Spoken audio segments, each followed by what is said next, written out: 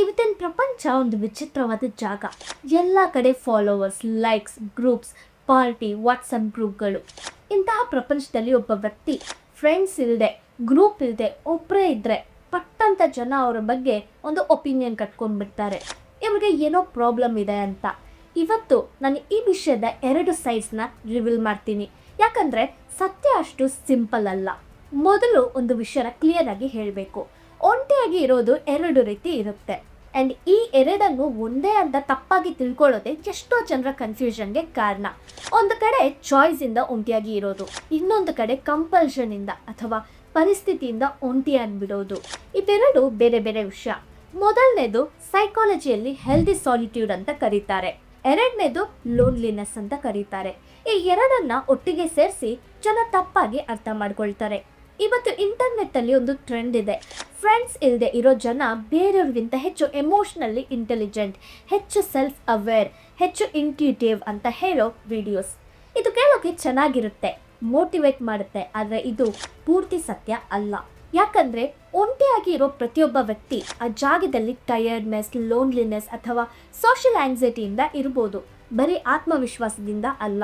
ಇದನ್ನು ಇಗ್ನೋರ್ ಮಾಡಿ ಒಂಟಿಯಾಗಿರೋ ಎಲ್ಲರೂ ಸುಪೀರಿಯರ್, ಸೆಲ್ಫ್ ಅವೇರ್ ಅಂತ ಹೇಳೋದು ನಿಜವಾಗ್ಲೂ ಒಂಟಿತನದಿಂದ ನೊಂದಿರೋ ಜನರಿಗೆ ಸಹಾಯ ಆಗಲ್ಲ. ಬದಲಿಗೆ ಅವ್ರಿಗೆ ನಾನು ಬೇರೆಯವ್ರಿಗಿಂತ ಸ್ಪೆಷಲ್, ನನಗೆ ಫ್ರೆಂಡ್ಸ್ ಬೇಕಿಲ್ಲ ಅಂತ ಒಂದು ಸುಳ್ಳು ಸಮಾಧಾನ ಕೊಡ್ಬೋದು. ಆ ಪ್ರಾಬ್ಲಮ್ ಸಾಲ್ವ್ ಆಗದೆ ಹಾಗೆ ಉಳ್ಕೊಳ್ಬೋದು. ಸೊ ಇವತ್ತು ನಾನು ಇದನ್ನು ಬ್ಯಾಲೆನ್ಸ್ಡ್ ಆಗಿ ಎಕ್ಸ್ಪ್ಲೇನ್ ಮಾಡ್ತೀನಿ. ಒಂದು ಕಡೆ ಹೆಲ್ದಿ ಸಾಲಿಟ್ಯೂಡ್ನ ನಿಜ ಗುಣಗಳು, ಇನ್ನೊಂದು ಕಡೆ ಯಾವಾಗ ಇದೇ ಒಂಟಿತನ ಒಂದು ವಾರ್ನಿಂಗ್ ಸೈನ್ ಆಗ್ಬೋದು ಅಂತ. ಮೊದಲನೇ ಪಾಯಿಂಟ್, ಸೆಲ್ಫ್ ವ್ಯಾಲಿಡೇಷನ್. ಕೆಲವು ಜನರಿಗೆ ನಿಜವಾಗ್ಲೂ ಬೇರೆಯವರ ಅಪ್ರೂವಲ್ ಬೇಕಾಗಿಲ್ಲ ಅಂತ ಅನಿಸುತ್ತೆ. ಅವರು ಒಂದು ಗ್ರೂಪ್ನ ಜೊತೆ ಸೇರೋಕೆ ತಮ್ಮನ್ನ ತಾವು ಬದಲಾಯಿಸ್ಕೊಳ್ಳಲ್ಲ, ಬರೀ ಫಿಟ್ ಆಗೋಕೆ ಅಂತ ಆ್ಯಕ್ಟ್ ಮಾಡಲ್ಲ. ಇದೊಂದು ಒಳ್ಳೆ ಗುಣ. ಇದನ್ನು ಸೈಕಾಲಜಿಯಲ್ಲಿ ಸೆಕ್ಯೂರ್ ಸೆನ್ಸ್ ಆಫ್ ಸೆಲ್ಫ್ ಅಂತ ಕರೀತಾರೆ. ಆದರೆ ಇಲ್ಲೊಂದು ಅಲರ್ಟ್ ಇದೆ. ಕೆಲವು ಜನ ನನಗೆ ಯಾರ ಅಪ್ರೂವಲ್ನು ಬೇಕಿಲ್ಲ ಅಂತ ಹೇಳ್ಕೊಂಡು ನಿಜವಾಗ್ಲೂ ಬೇರೆಯವರಿಂದ ತಿರಸ್ಕಾರ, ರಿಜೆಕ್ಷನ್ ಆಗೋ ಭಯದಿಂದ ಮೊದಲೇ ದೂರ ಇಟ್ಕೊಳ್ತಾರೆ. ಇದನ್ನು ಸೈಕಾಲಜಿಯಲ್ಲಿ ಅವಾಯ್ಡೆಂಟ್ ಬಿಹೇವಿಯರ್ ಅಂತ ಕರೀತಾರೆ. ಇದು ಸೆಲ್ಫ್ ವ್ಯಾಲಿಡೇಷನ್ ಅಲ್ಲ, ಇದು ರಿಜೆಕ್ಷನ್ಗೆ ಒಂದು ಡಿಫೆನ್ಸ್ ಮೆಕ್ಯಾನಿಸಮ್. ವ್ಯತ್ಯಾಸ ಗುರುತಿಸೋ ದಾರಿ ಸಿಂಪಲ್. ನೀವು ಜನರ ಜೊತೆ ಇರೋಕೆ ಆಗುತ್ತೆ, ಆದರೆ ಚೂಸ್ ಮಾಡಿ ಒಂಟಿಯಾಗಿರ್ತೀರಾ, ಅಥವಾ ಜನರ ಹತ್ರ ಹೋಗೋಕ್ಕೆ ಭಯ ಆಗಿ ದೂರ ಇರ್ತಿದ್ದೀರಾ? ಇದನ್ನು ನೀವೇ ಹಾನೆಸ್ಟಾಗಿ ಹೇಳ್ಕೊಳ್ಳಿ. ಎರಡನೇ point, deep thinking and solitude. Solitude ಅಂದರೆ ಒಂಟಿತನ. ಕೆಲವು ಜನರಿಗೆ ಒಂಟಿಯಾಗಿರೋ ಟೈಮಲ್ಲಿ ಯೋಚನೆ ಮಾಡೋಕ್ಕೆ, ಜರ್ನಲಿಂಗ್ ಮಾಡೋಕ್ಕೆ, ವಾಕ್ ಹೋಗೋಕ್ಕೆ ಇಷ್ಟ ಆಗುತ್ತೆ. ಇದೊಂದು ರಿಯಲ್ ಆಗಿ ಇರೋ ಸೈಕಾಲಜಿಕಲ್ ಪ್ಯಾಟ್ರನ್. ಇದನ್ನು ಇಂಟ್ರೋವರ್ಷನ್ ಅಂತ ಕರೀತಾರೆ. ಇಂಟ್ರೋವರ್ಟ್ ಜನರಿಗೆ ಸೋಷಿಯಲ್ ಇಂಟ್ರಾಕ್ಷನ್ ಆದಮೇಲೆ ಎನರ್ಜಿ ಕಡಿಮೆ ಆಗುತ್ತೆ, ಒಂಟಿ ಇದ್ದಾಗ ಎನರ್ಜಿ ರೀಚಾರ್ಜ್ ಆಗುತ್ತೆ. ಇದು ಸೈನ್ಸಲ್ಲಿ ಪ್ರೂವ್ ಆಗಿರೋ ವಿಷಯ. ಆದರೆ ಇದನ್ನು ಇವರು ಬೇರೆಯವ್ರಿಗಿಂತ ಜಾಸ್ತಿ ಡೀಪ್ ಥಿಂಕರ್ ಅಂತ ಜನರಲೈಸ್ ಮಾಡೋದು ತಪ್ಪು. ಇಂಟ್ರೋವರ್ಷನ್ ಅಂದರೆ ಜಾಸ್ತಿ ಇಂಟೆಲಿಜೆಂಟ್ ಅಂತ ಅರ್ಥ ಅಲ್ಲ, ಇದು ಬರೀ ಒಂದು ಎನರ್ಜಿ ಪ್ರಿಫರೆನ್ಸ್. ಎಕ್ಸ್ಟ್ರಾವರ್ಟ್ ಜನರು ಅಷ್ಟೇ ಡೀಪಾಗಿ ಯೋಚನೆ ಮಾಡ್ಬೋದು, ಅವರು ಅದನ್ನು ಜನರ ಜೊತೆ ಮಾತಾಡಿಕೊಂಡು ಮಾಡ್ತಾರೆ ಅಷ್ಟೇ. ಮೂರನೇ ಪಾಯಿಂಟ್, ಬೌಂಡರೀಸ್. ಇದು ನಿಜವಾಗ್ಲೂ ಒಂದು ಒಳ್ಳೆ ಸ್ಟ್ರಾಂಗ್ ಸೈಕಾಲಜಿಕಲ್ ಗುಣ. ಟಾಕ್ಸಿಕ್ ಜನರಿಂದ, ಡ್ರಾಮಾದಿಂದ, ನೆಗೆಟಿವ್ ಎನರ್ಜಿಯಿಂದ ದೂರ ಇರೋದು. ಇದನ್ನು ಥೆರಪಿ ಆ್ಯಂಡ್ ಸೈಕಾಲಜಿ ಇಬ್ಬರು ಹೊಗಳ್ತಾರೆ. ಆ್ಯಂಡ್ ಇದನ್ನು ಹೆಲ್ದಿ ಬೌಂಡರಿ ಸೆಟ್ಟಿಂಗ್ ಅಂತ ಕರೀತಾರೆ. ಇಲ್ಲಿ ಒಂದು ಇಂಪಾರ್ಟೆಂಟ್ ಪಾಯಿಂಟ್ ಇದೆ. ಬೌಂಡರಿ ಅಂದರೆ ಎಲ್ಲ ಜನರಿಂದ ದೂರ ಇರೋದಲ್ಲ, ಬದಲಿಗೆ ಯಾವ ಸಂಬಂಧ ನಿಮಗೆ ಒಳ್ಳೆಯದು, ಯಾವುದು ಕೆಟ್ಟದು ಅಂತ ಆರಿಸ್ಕೊಳ್ಳೋ ಸಾಮರ್ಥ್ಯ.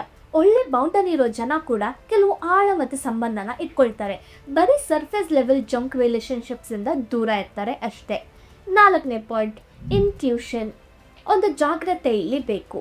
ನಾನು ಜಾಸ್ತಿ ಇಂಟ್ಯೂಟಿವ್, ಜಾಸ್ತಿ ಎನರ್ಜಿ ಫೀಲ್ ಮಾಡ್ತೀನಿ, ಜನರ ಫೇಕ್ ಸ್ಮೆಲ್ ಗೊತ್ತಾಗುತ್ತೆ ಅನ್ನೋ ಫೀಲಿಂಗ್ ಕೆಲವೊಮ್ಮೆ ನಿಜವಾಗ್ಲೂ ಒಳ್ಳೆ ಸೋಷಿಯಲ್ ಅಬ್ಸರ್ವೇಷನ್ ಸ್ಕಿಲ್ಲಿಂದ ಬರುತ್ತೆ. ಆದರೆ ಇನ್ನೊಂದು ಸಾಧ್ಯತೆ ಕೂಡ ಇದೆ. ಇದನ್ನು ಸೈಕಾಲಜಿಯಲ್ಲಿ ಓವರ್ ಆಟ್ರಿಬ್ಯೂಷನ್ ಬಯಾಸ್ ಅಂತ ಕರೀತಾರೆ. ಅಂದರೆ ಒಬ್ಬ ವ್ಯಕ್ತಿ ಜನರ ಜೊತೆ ಕಡಿಮೆ ಟೈಮ್ ಸ್ಪೆಂಡ್ ಮಾಡಿದಾಗ ಅವರ ಬಗ್ಗೆ ಇರೋ ನೆಗೆಟಿವ್ ಅಸಂಪ್ಷನ್ಸ್ಗಳು ಹಾಗೆ ಉಳ್ಕೊಳ್ಳುತ್ತೆ. ಅಂದರೆ ನನಗೆ ಜನರ ಫೇಕ್ ಎನರ್ಜಿ ಫೀಲ್ ಆಗುತ್ತೆ ಅನ್ನೋದು ಕೆಲವೊಮ್ಮೆ ನಿಜ ಇರ್ಬೋದು, ಕೆಲವೊಮ್ಮೆ ಬರೀ ಒಂದು ಮಿಸ್ಟ್ರಸ್ಟ್ ಪ್ಯಾಟರ್ನ್ ಕೂಡ ಇರ್ಬೋದು. ಸೊ ಡಿಫ್ರೆನ್ಸ್ನ ಫೈಂಡ್ ಮಾಡೋಕ್ಕೆ ನಿಮ್ಮ ಅನುಮಾನ ನಿಜವಾಗಿದೆಯಾ ಅಂತ ಪ್ರತಿ ಸಲ ಚೆಕ್ ಮಾಡಿ ನೋಡ್ಕೊಳ್ಬೇಕು, ಬರೀ ಫೀಲಿಂಗ್ ಒಂದೇ ಆಧಾರ ಆಗಬಾರ್ದು. ಫಿಫ್ತ್ ಪಾಯಿಂಟ್, ಪರ್ಸ್ನಲ್ ಗ್ರೋತ್ ಮತ್ತು ಚೇಂಜಸ್. ಇದು ನಿಜವಾಗಿ ಇರೋ ವಿಷಯ. ಒಬ್ಬ ವ್ಯಕ್ತಿ ತನ್ನ ಜೀವನದಲ್ಲಿ ಗ್ರೋತ್ ಮಾಡಿಕೊಂಡು ಹೋದಂಗೆ ಹಳೆ ಫ್ರೆಂಡ್ಸ್ ಜೊತೆ ಇರೋ ಕಾಮನ್ ಗ್ರೌಂಡ್ ಬದಲಾಗ್ಬೋದು. ಕೆಲವು ಸಂಬಂಧ ಸಹಜವಾಗಿ ದೂರ ಆಗ್ಬೋದು. ಇದೊಂದು ನಾರ್ಮಲ್ ಲೈಫ್ ಪ್ರಾಸೆಸ್. ಆದರೆ ಇದನ್ನ ನಾನೇ ಜಾಸ್ತಿ ಇವಾಲ್ವ್ ಆಗ್ತಿದ್ದೀನಿ, ಬೇರೆಯವರು ಹಿಂದೆ ಉಳ್ಕೊಂಡಿದ್ದಾರೆ ಅಂತ ಒಂದೇ ಕಡೆಯಿಂದ ನೋಡೋದು ಡೇಂಜರಸ್. ಯಾಕಂದ್ರೆ ಕೆಲವೊಮ್ಮೆ ಸಂಬಂಧ ಮುರಿದೋಗೋಕ್ಕೆ ಕಾರಣ ನಮ್ಮ ಈಗೋ ಅಥವಾ ಕಮ್ಯುನಿಕೇಶನ್ ಕೊರತೆ ಆಗಿರ್ಬೋದು, ಬರೀ ಇನ್ನೊಬ್ರು ಹಿಂದೆ ಉಳ್ಕೊಂಡಿದ್ದಾರೆ ಅನ್ನೋ ಕಾರಣ ಮಾತ್ರ ಅಲ್ಲ.